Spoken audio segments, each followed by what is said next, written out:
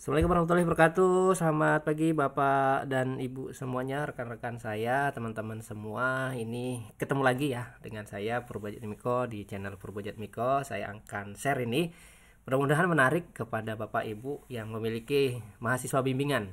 Nah, konten ini lebih fokus pada bagaimana cara mengubah skripsi mahasiswa bimbingan kita menjadi artikel yang tentunya bermutu dengan bantuan site. Masih di site EI. Nah, ini kita masih mengupas site EI ini luar biasa ya. Banyak sekali yang bisa kita manfaatkan dengan bantuan site EI. Salah satunya mengubah skripsi mahasiswa menjadi artikel bermutu dengan site. Nah, tentu sebelum ini kita harus punya ya draft dari artikel yang sudah dibuat oleh mahasiswa tentunya setelah ACC. Ya, kalau di institusi saya setelah ACC maka mahasiswa itu wajib membuat eksekutif summary, salah satunya juga mengharuskan membuat ini ya artikel ilmiah. Nah, tentu tidak semua mahasiswa bimbingan kita yang dapat ataupun yang bisa kita ubah menjadi artikel bermutu karena beberapa hal faktor ya, dan mungkin tidak saya uraikan. Nah, kebetulan saya memilih salah satu anak bimbingan saya ini konsentrasinya pemasaran ya, saya membimbing anak pemasaran. Nah, ini tentang objeknya adalah e-wallets atau e-payment. Nah, ini adalah judulnya, sudah siap ya Bapak Ibu. Tentu ini kenapa kita ubah, banyak faktor ya. Salah satunya ya mungkin dari kutipan, kemudian dari bahasa. Ya, walaupun sudah dibimbing, tapi ya Bapak dan Ibu dan teman-teman semua mungkin juga sudah paham. Jadi kita nggak bisa paksa sesuai dengan apa ya, perfeksionis di sisi mata dosen ya. Barangkali kita juga harus menyesuaikan dari sisi mahasiswa tentunya. Oke, baik, setelah kita mendapatkan draft artikel yang masih kasar, kita harus tahu tentang variabel dependent, independent, kemudian juga kerangka konseptualnya. Nah, betulan ini hanya dua hipotesis. Kalau kita lihat dari hasil ya, dari hasil ini sepertinya hanya dua hipotesis ya. Ada hipotesis kepuasan pengguna, user satisfaction, dan perceived value. Nah, ini objeknya adalah e-wallet. Sedangkan untuk variabel y-nya itu intention to continuous use, berarti keinginan untuk menggunakan ulang atau kembali. Nah, oleh karena itu seperti biasa di intro ini yang paling penting ya, kita harus membuat piramida terbalik. Berarti kita pindah ke site Bapak Ibu, ke site. Kita copy variabel y-nya. Kemudian kita ingin mengkaitkan kalau e-wallet ini berarti kan e-payment. Berarti secara general bagaimana e-payment ya, bagaimana y kita dengan e-payment. Ya, belum ke e-wallet karena e-wallet itu objeknya. Oke, kita copy sini intention to use and e-payment ya. Nah, kita coba apa kaitannya ya intention to continuous use dengan e-payment. Nah, beberapa empiris ataupun ahli mungkin menyampaikan variabel y ini ada kaitannya dengan e-payment. Nah, ini kita copy nanti setelah jadi. Nah, ini ada intronya biasanya itu ketemu sama COVID ya biasanya. Karena moreover during the COVID-19 pandemic ya, bla bla bla. Nah, ini bisa kita copy. Nah, kita copy ya, kita copy ke sini karena itu mentahnya, kita copy ya. Sekali lagi kita yang paling cepat itu mengumpulkan bahan baku, bukan kemudian kita terima mentah-mentah ya Bapak Ibu teman-teman. Saya nggak sepakat ini kalau site EI hanya kita gunakan langsung totali, karena copy yang paling enak adalah copy paste ya. Jadi kita nggak boleh nih minum copy paste saja ya, bisa asam lambung nanti ya Bapak Ibu teman-teman. Nah, setelah dapat berarti kan kita sudah mengkaitkan nih antara isu general. Isu generalnya adalah y intention to continuous use dengan e-payment. Sudah, berarti kita breakdown ke bawah lagi, kira-kira apa yang bisa kita kaitkan intention to continuous use ini ke bawah lagi, ke breakdown lagi. Berarti kita harus mulai mengkaitkan dengan isu variabel ya, isu variabel variabel independen ataupun variabel moderasi. Kalau ini pakai variabel moderasi. Nah, perceived value ini sebagai variabel moderasi. Nah, kita balik ke sini, berarti kita copy variabel y kita ya. Di sini kita copy saja daripada nulis, kemudian kita copy juga variabel moderasi ya. Kemudian kita copy juga variabel user satisfaction ya. User satisfaction.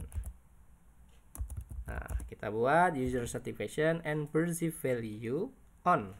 Nah, kita ingin lihat penelitian-penelitian yang mereka sudah meneliti ya, sudah meneliti variabel x ya, variabel x ya, dan variabel moderasi. Meskipun nanti ini ya di empiris itu akan muncul menjadi variabel independen, tapi nggak apa-apa karena ini breakdown dari kita ingin menurunkan nanti perceived value menjadi sebuah moderasi.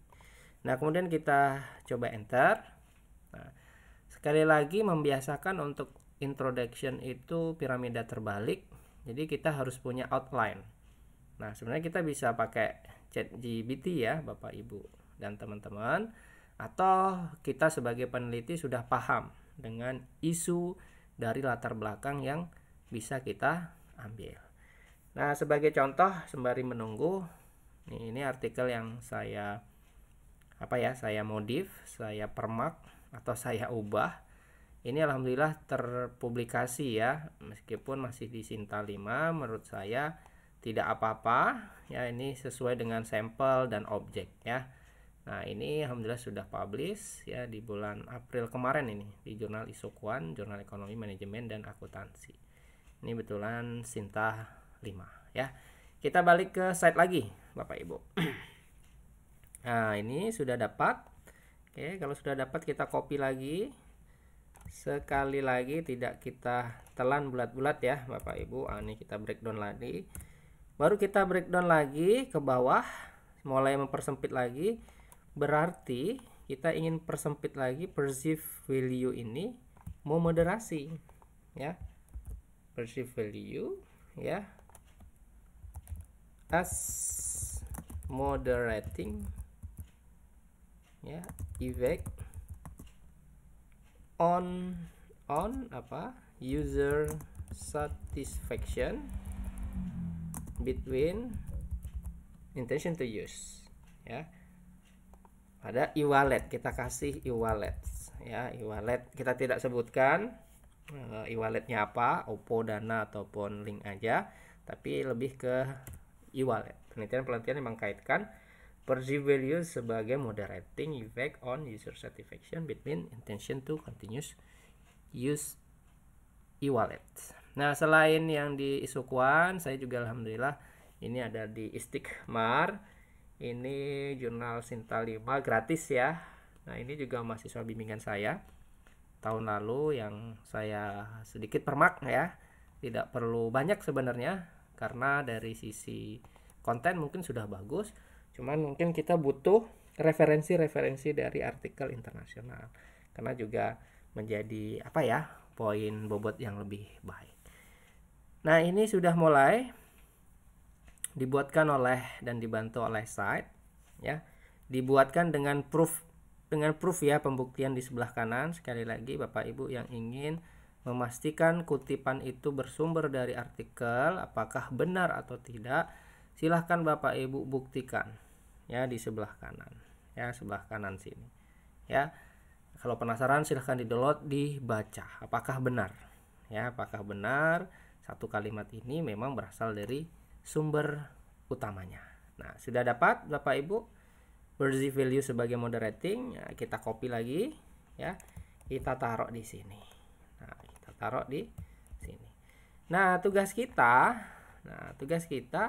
kemudian memilah-milah ya, memilah-milah mana yang kemungkinan itu sesuai atau tidak. Nah, ini untuk introduction.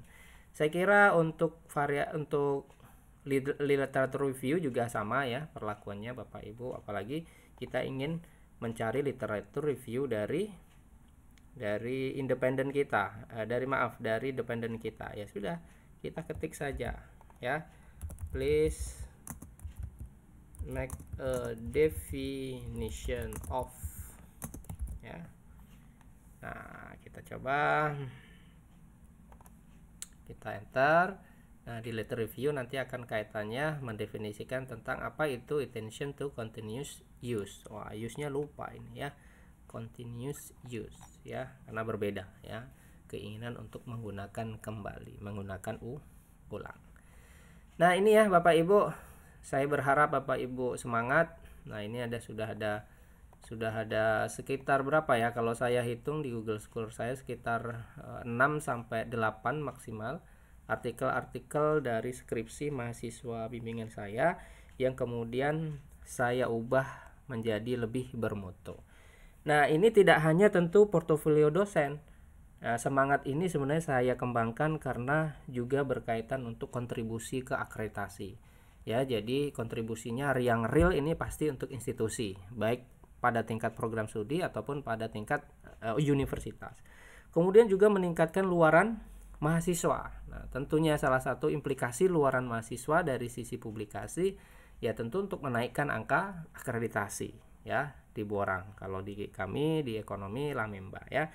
Nah, konsekuensi dari kita juga masuk sebagai co-author ya, 40% kontribusi kita, berarti kita juga akan memiliki dampak, yaitu peningkatan dari sisi portofolio dosen. Penelitian kita juga sedikit banyak akan terbantu. Jadi menurut saya institusi, luaran mahasiswa, portofolio dosen itu sebuah cycle yang itu nggak boleh berhenti, itu ya, nggak boleh berhenti. Jadi semuanya saling memberikan manfaat. Nah, sampai ketemu lagi di konten saya berikutnya, mudah-mudahan membantu. Banyak maaf, terima kasih atas perhatiannya. Assalamualaikum warahmatullahi wabarakatuh.